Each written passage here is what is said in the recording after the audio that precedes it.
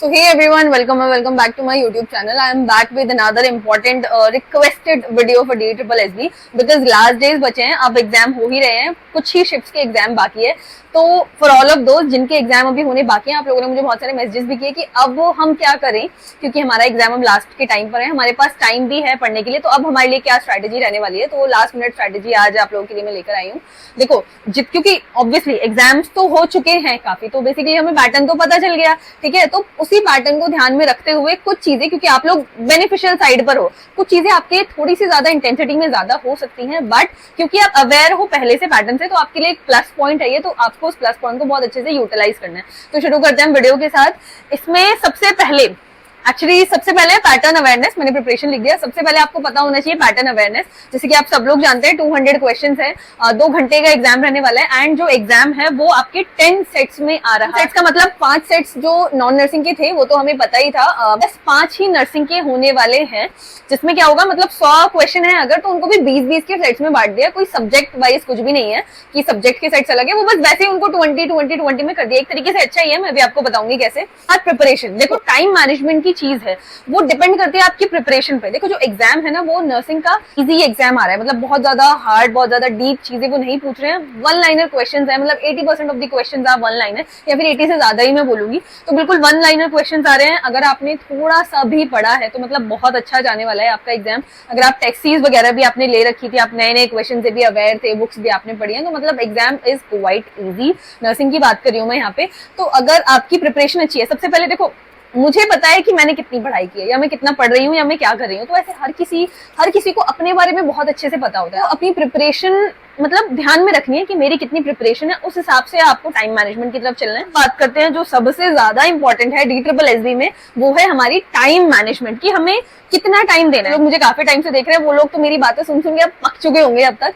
कि मैं टाइम और DSSB के बारे में इतनी ज्यादा चीजें बता चुकी हूँ आप लोगों को. देखो, DSSB is all about time management. It's all about time management, ठीक है. अब देखो, आपका पेपर खुलने शुरू, अगर आपने चीजें पढ़ी हैं तो आपके लिए काफी इजी रहेगा. बट अगेन, आप लोगों ने पढ़ा ही नहीं, आप उनमें से हैं जो कहीं पर जॉब कर रहे हैं, या बस ऐसे ही हम एग्जाम दे दिया, फॉर्म भर दिया कि चलो ठीक है भर देंगे, लेट्स ट्राई आवर लक. तो फिर आपको वो पेपर लगेगा कि हाँ यार, ये क्वेश्चन मुझे नहीं आता, ये क्वेश्चन मुझे नहीं आता. तो आपके लिए वो टाइम वाली चीज आएगी. अगर मैं टाइम मैनेजमेंट की बात करूँ, तो पहले आपके पास जो पोर्शन खुलेगा वो होगा आपका नॉन नर्सिंग.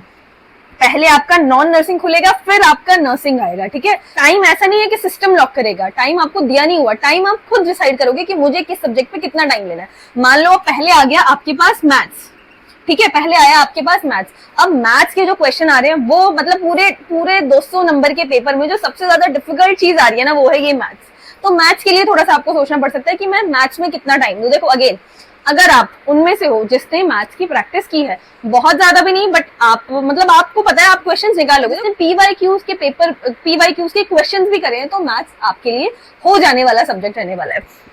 तो अगर आपका मैथ्स की अगर मैं बात करूं, तो आप मैथ्स को 5 मिनट आप मैथ्स में आराम से दो. क्यों? मैथ्स पढ़ी हुई है, फॉर्मूलेज आपको पता है, बस थोड़ा सा, क्योंकि मैथ्स इज ऑल अबाउट कि आपको क्वेश्चन पढ़ना है, क्वेश्चन को ठीक से एनालाइज करना है, एंड जब आप क्वेश्चन को ठीक से एनालाइज कर लोगे, able to take out the equation. अगर आपकी इक्वेशन बन गई, आपको पता चल गया इसमें ये फॉर्मूला लगने वाला है, तो आंसर आप निकाल लोगे.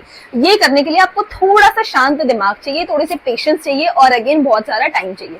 तो हर सब्जेक्ट की वेटेज के हिसाब से आपको संभाल के रखना है अपने टाइम को, एंड बहुत ही ज्यादा वाइसली कैलकुलेट करना है अपने टाइम को. क्योंकि एक बार सेक्शन लॉक हो गया, फिर वो टाइम भी गया, फिर वो क्वेश्चन भी गए, फिर वो मार्क्स भी गए. मैं 25 मिनट आपको कहूंगी कि एवरेज आप लो, 5 मिनट आप ऊपर नीचे कर सकते हो. मैथ्स के बाद आपका आ जाता है रीजनिंग, ठीक है. अगर मैं रीजनिंग की बात करूं, तो रीजनिंग भी अगेन टाइम ले रही है, क्वेश्चंस थोड़े से अच्छे हैं, बट अगर आप करोगे तो आंसर आ जाएंगे, ठीक है.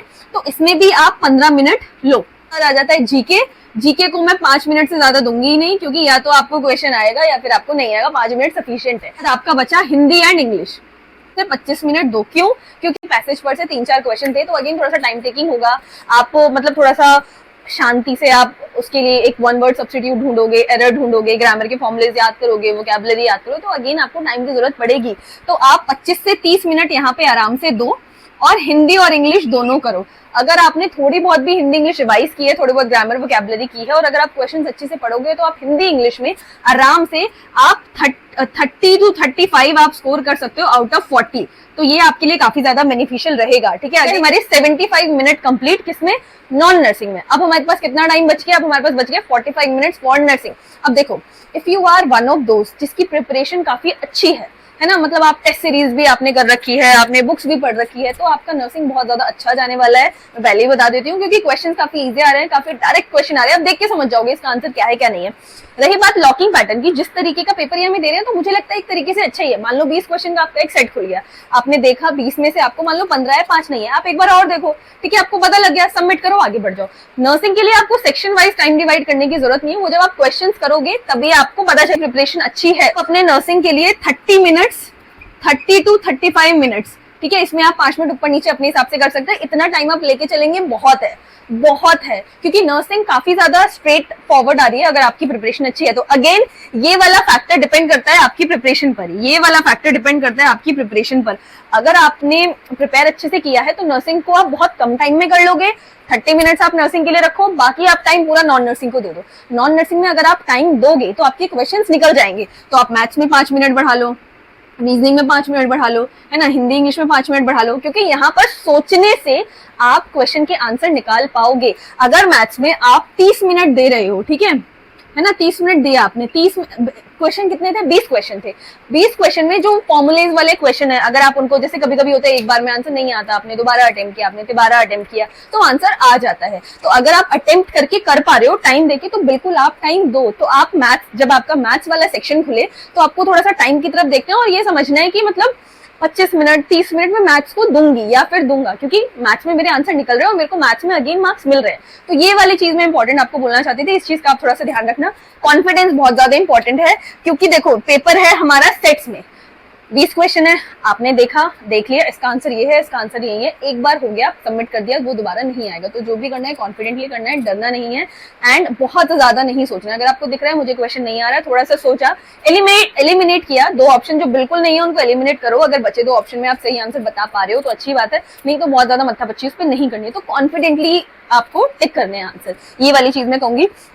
कितने क्वेश्चंस अटेम्प्ट करने हैं, बहुत सारे लोग पूछ रहे थे। अगर आप जनरल कैटेगरी से बिलोंग करते हो, लास्ट टाइम कट ऑफ 123 गई थी, इस बार उससे डबल कैंडिडेट्स हैं, है ना, इतनी सारी शिफ्ट्स में, तो क्या पता, गॉड नोज, अभी ऐसा कुछ नहीं है, बट क्या पता नॉर्मलाइजेशन भी हो। तो आपको नेगेटिव मार्किंग कोशिश करना है कम करो, एक्यूरेसी की तरफ ज्यादा जाओ, और आपको टारगेट करना है कि 130 to 135 तो स्कोर मुझको करना ही है। कितना, अगर आप जनरल कैटेगरी से बिलोंग कर रहे हो तो आप इतना टारगेट रखो कि ये स्कोर तो मुझे लाना ही है, 130 तो आपको लाने ही है। तो आप देख लो, अगर आपको 130 स्कोर करना है तो आपको कम से कम 140 to 150 क्वेश्चंस तो अटेम्प्ट करने ही चाहिए, अगर आप जनरल कैटेगरी से बिलोंग करते हो तो, ठीक है। तो इसी तरीके से बाकी भी चीजें चलती रहेंगी। तो that's all for this video. ये थे आपके, जो जिन लोगों के अभी एग्जाम बाकी है उन लोगों के लिए एक last analysis of DSSB exam pattern की, किस तरीके से आप एग्जाम दे सकते हो फॉर बेटर रिजल्ट। बाकी अगेन ये सब आपके अपने ऊपर है, आप अपने आप को बहुत बेहतर तरीके से जानते हो। अगर आपको लगता है कि मुझे इसमें और ज्यादा टाइम देना है, इसमें कम देना है, तो अगेन आप इसको अपने हिसाब से मैनिपुलेट कर सकते हैं। So all the very best. Channel को सब्सक्राइब करना मत भूलना, एंड बहुत जल्दी आपको RRB पर एक वीडियो मिलने वाला है कि कौन से जोन से फॉर्म सिलेक्ट करें with all the important details. बहुत ज्यादा बेनिफिटिंग रहने वाला है आपके लिए वो वीडियो, तो स्टे ट्यून्ड एंड चैनल को सब्सक्राइब करना मत भूलना। चलो मिलते हैं नेक्स्ट वीडियो में। All the best for exam, जिन जिन लोगों का भी एग्जाम है, all the best for exam. अपना ध्यान रखना, stay confident and stay motivated. Bye bye, thanks for watching.